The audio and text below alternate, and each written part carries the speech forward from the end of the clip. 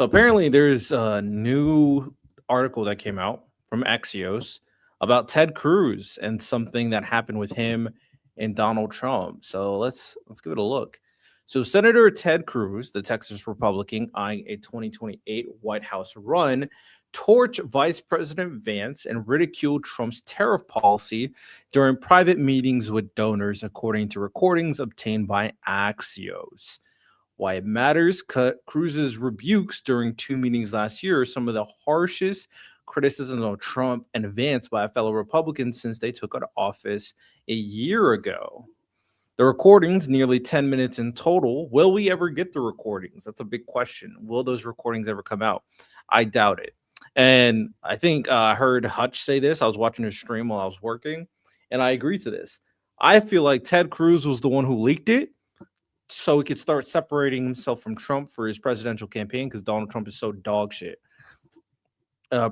So nearly 10 minutes of total provide an unvarnished look at how Cruz is positioning himself as a traditional free trade, pro-interventionist Republican ahead of a possible 2028 primary campaign against the less hawkish Vance. Ted Cruz, this is not going to work. Good luck, I guess. During his talks, Cruz cast Vance as a pawn of conservative podcaster Tucker Carlson. Cruz has accused Carlson of promoting anti-Semitism and an anti-Israel foreign policy in their well-publicized spats. Does this lead anywhere? Can I check? Oh, we got a source. Oh, this just goes to the full podcast episode between Ted Cruz and Tucker Carlson. In that podcast episode, Ted Cruz did say, word for word, we should help Israel because it's our duty as Christians. And I heard that and I was like, cringe as fuck, cringe. Like, what? I'm not doing something because the Bible told me so. So he's a temporary spine when he's off camera. That's what a lot of Republicans are. If you saw the interview that David Pacman had, I actually recorded that interview and it's on my channel, but let me showcase it. So David Pacman had a Republican on his channel, and the Republican was a former Republican. Now he's Donald Trump is insane based, to be honest. Good him. See if I can find the video. Nope, can't. Not gonna look for it. But the guy said there's a lot of Republicans in the back that really do not like Trump, but they're sucking up to him because they're cowards. And then recently in the Jack Smith hearing testimony, they literally pulled up quotes from people like Jim Jordan that were saying that all these things that Trump is doing, especially for January 6th, was wrong and it was not okay. So yeah, a lot of Republicans actually don't like Trump, but they're too much of a cuck and they're too bitch made to actually say anything about it. The only reason why Marjorie Taylor Greene eventually said something about it is because Donald Trump did not endorse her Senate candidacy. What is someone saying? Like him or lump him, Trump has almost $8 trillion in foreign and corporate investment incoming, and you're a year or two away from it starting an unprecedented economic boom. The left knocks up the riots. Yeah, no. No. A lot of the foreign investments, thank you, Biden, definitely happen. And let's be very clear that we're also going to get very bad. The economy is already doing very bad. So this is very wild projection because you can't speak on the current economy that has been doing bad since his crazy tariffs going back and forth. Now he's about to put more tariffs on South Korea for some weird reason. And the fluctuation with the stock market is extremely disgusting. Of course, there's a lot of corruption that goes with Trump as well, with all the whatchamacallit, the Qatari jets, the meme coin where people can get private meetings with Donald Trump. It's just crazy stuff. This idea that these investments are going to boom the economy potentially, that's all bullshit. The only investments I'm really seeing is AI investments, and I do think there's a level of ulterior motives behind that. And you are correct, Devious. There is a lot of think deals being happen, but they're frameworks. There's a lot of the deals with other countries are not fully established to happen as well. So I got mixed feelings on Trump because I like some of his ideas in politics, but there are also some I hate with my soul. I've Donald Trump has very few good ideas. I'll be honest. When you get into the nitty gritty, there are just very few things that are good. Mainly because I think a lot of it's hypocritical. The only thing that I'm sure people are that people like is like the immigration stuff, and I think people are just misguided on the issues of immigration. I think they were just given a lot of bad information. And U.S. market's so good. BlackRock just moved $2.1 trillion out of U.S. markets. Yeah, the fluctuation is crazy. But he's trying to up them AI investments, though. That's what he definitely wants. Continuing, Cruz warns donors that Trump tariffs could decimate the economy and lead to his impeachment. Wow. Decimate the economy. Ted Cruz said so. He tells them that after Trump introduced the tariffs in early April 2025, Cruz and a few other senators had a call with Trump in which they urged him to stand down. Cruz says the lengthy call, which stretched past midnight, did not go well, and that Trump was yelling and cursing. So the senators were like, bro, your tariffs suck. Stop it. And Trump says, no, I don't wanna. Trump was in a bad mood, Cruz tells the donors. I've been in conversations where he was very happy. This was not one of them. So they had to convince him to stop the tariffs. Like, I like secure borders. I like secure borders as well. The thing is, we don't like Democrats are not anti-secure borders. That was just propaganda pushed by Trump. Deporting illegals. I'm for deporting like criminal illegals. There are other illegal immigrants that are just waiting for the process that are called illegals that are waiting for the asylum process because it's slow as fuck. And then we got people who are here for temp status. We have people that are human trafficked here and have to deal with all that bullshit. You have DACA kids. Like, a lot of illegal immigrants are called illegal immigrants, but they are actually in the system, and those are the people that are deported, that are not criminals, that are just trying to figure out what is going on because our asylum system is so goddamn slow.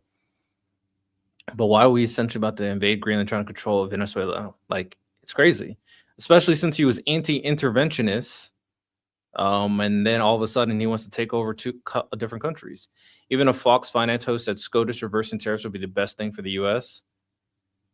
His tariffs aren't working, especially since he plans to spend so much money because of the big, beautiful bill. The idea that the money that he's getting from tariffs, which are paid by the consumer, are going to mitigate the amount of cost he's going to use to spend with the big, beautiful bill is not even close to offsetting each other. We're about to be in historically bad debt because of it. Cruz not liking tariffs is why he'll never be president. It's not that he doesn't like tariffs. He doesn't like how Donald Trump is using tariffs. Tariffs are not a strategy meant to help the economy. No economists agree to that. Oftentimes, tariffs are used more like a strategic, either national security wise to pressure certain countries to do certain things, or to kind of weigh political leverage for people to do certain activities. It's all about more like control and influence over than helping the economy, which, again, let's be very clear, the people who are impacted by tariffs are American companies and especially consumers. So you're fucking over the consumers. Trump was in a bad mood, blah, blah. I already read that. Cruz says he told Trump, Mr. President, if we get to November of 2026 and people's 401ks are down 30% and prices are up 10 to 20% at the supermarket, we're going to go into election day facing a bloodbath. He's cooking. Factually, Republicans are cooked in the midterms. You're going to lose the House. You're going to lose the Senate. You're going to spend the next 2 years being impeached every single week. Ted knows ball. It's crazy. We all knew this. We all knew this was the case. They knew this is the case. That's why they're saying it behind closed doors. They don't want to say the real truth of how dog shit Donald Trump is. Ted Cruz speaking something that we already knew. It tells you all that PR shit that Caroline Levitt says to the people, that shit is bull. They're lying to your face. That's not what they're saying behind closed doors. Ravi Patra wrote a book in the 90s recommending 25% tariffs. He was chair of economics department at SMU. And then there's more economists. And plus, I don't know the context of what this 25% tariffs mean. I don't know the context of that statement. And just one economist saying one thing does not counteract more economists saying how bad Trump's tariffs are. We can't pick and choose, especially if the consensus is that Trump's tariffs fucks the economy. And obviously, this book wrote in the 90s did not account for how Trump is using his tariffs. Anyway. And then Trump's response, according to Cruz, fuck you, Ted. He said, fuck you after saying, Donald Trump, you're going to lose because this shit sucks.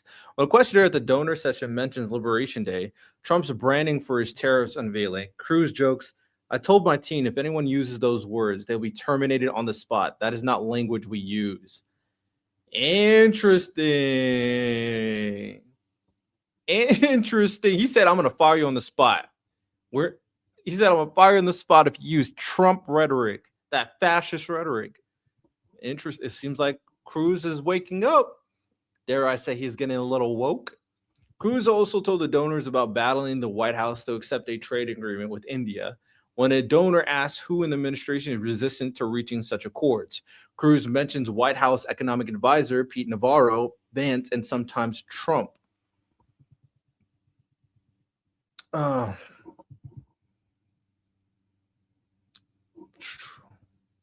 Interesting.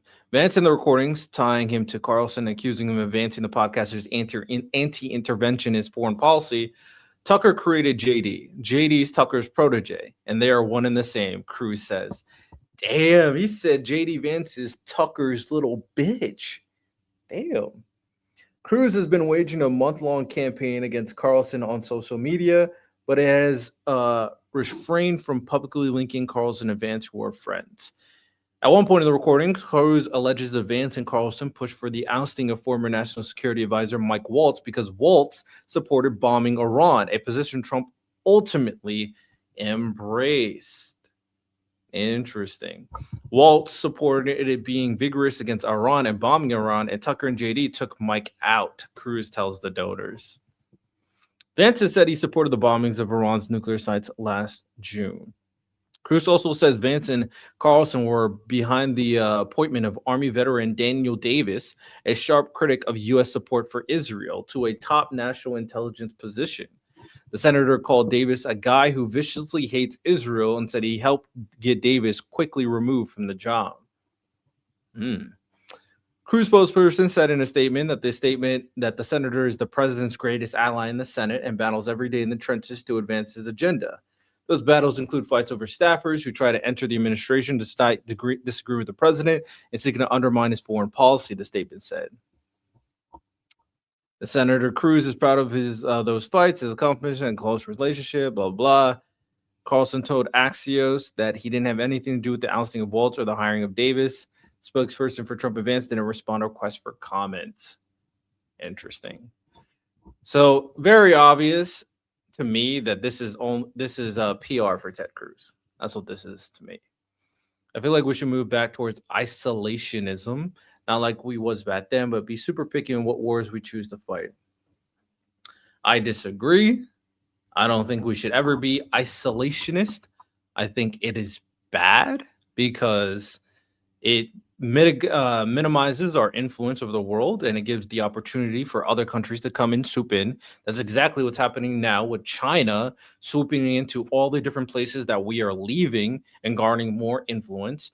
I guess not Russia, since Russia's struggling against Ukraine, but it allows the opportunity for a different country to gain even more power and influence over the United States. That's one. Two, I am still in favor of like helping people. I think the idea that we shouldn't help other countries that are in need is wrong. I think that if people need help and if we have the ability to help them, we should. So that's more of a moral argument, to be honest. And three, of course, that not only does it keep us in power, but it also allows us the opportunity to negotiate with the level of influence being the most domineering power. We can do certain trade agreements. We can affect certain politics because of our influence as well. So, if you think about it about a logical political way, our ability to be the number one country consistently allows us to spread Western cultural values all across the world. So that's just, I think you might be able to make an argument that we probably should get invested into less conflict, or we should be more aggressive in terms of ending conflict. But I don't think we should be isolationist. MAGA, make America garbage again. May God save the US from the Orange Man. Facts. The Orange Man is evil. I see what you're saying. I'm not saying not stay out of wars, but just don't join every single one, you know? I don't think we join every single one. Like I said, I think you could probably say that we should be more strict in terms of like forcing peace.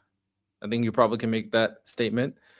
But in terms of the conflicts that we got into, it was the Ukraine-Russia one, and that's to ensure that Russia doesn't take over Ukraine because that's insane. That's a sovereign country, and we also don't want Russia to expand its influence. And then Israel-Palestine, because Israel's like our number one ally in the Middle East. So it's like, I don't think we get into conflicts as much as people think we do, but we should have a harder stance. If we're going to help Ukraine, we should help them to its fullest extent. If we're not going to help Ukraine, then we shouldn't, right? If we're going to help Israel, then we also can help Israel. And then once they reach a point where it's like, this is insane, we should be harder on Israel. Like, Israel, you're doing too much. You better stop, or we're going to take aid. We should have harder stances, for sure.